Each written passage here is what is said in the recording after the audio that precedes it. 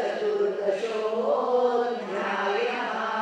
श्रीभगवानुवाच परं भूयः प्रवक्ष्यामि ज्ञानानां ज्ञानमुत्तमम् यज्ञात्वा मुनयः सर्वे परां सिद्धिमितो गताः।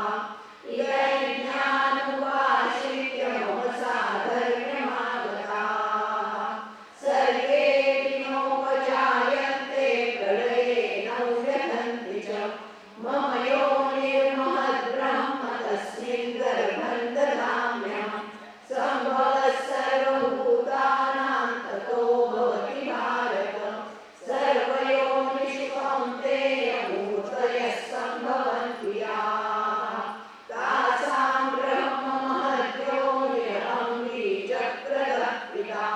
सत्त्वं रजस्तम इति गुणाः प्रकृतिसम्भवाः निबध्नन्ति महाबाहो देहे देहिनमव्ययम्। तत्र सत्त्वं निर्मलत्वात् प्रकाशकमनामयम्। सुखसङ्गेन बध्नाति ज्ञानसङ्गेन चानघ। रजोरागात्मकं विद्धि तृष्णासङ्गसमुद्भवम्। तन्निबध्नाति कौन्तेय कर्मसङ्गेन देहिनम्। तमस्त्वज्ञानजं विद्धि मोहनं सर्वदेहिनां।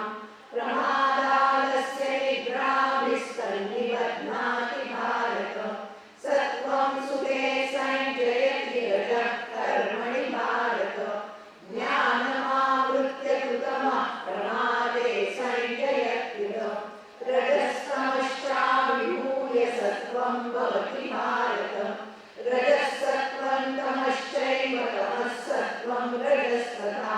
सर्वद्वारेषु देहेऽस्मिन् प्रकाश उपजायते। ज्ञानं यदा तदा विद्यात् विवृद्धं सत्त्वमित्युत। लोभः प्रवृत्तिरारम्भः कर्मणामशमस्पृहा। रजस्येतानि जायन्ते विवृद्धे भरतर्षभ। अप्रकाशो प्रवृत्तिश्च प्रमादो मोह एव च।